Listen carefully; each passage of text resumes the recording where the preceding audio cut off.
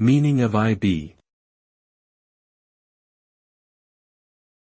IB.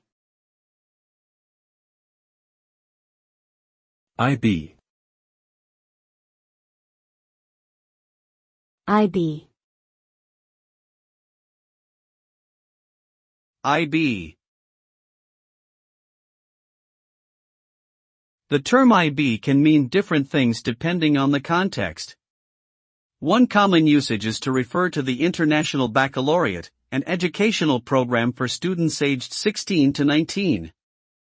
In finance, IB may stand for investment banking, a division of a financial institution that provides advisory services for mergers and acquisitions, debt and equity offerings, and other financial transactions. IB can also be an acronym for various organizations, such as the Institute of Business or the International Brotherhood. Overall, the meaning of IB is determined by the specific field of reference.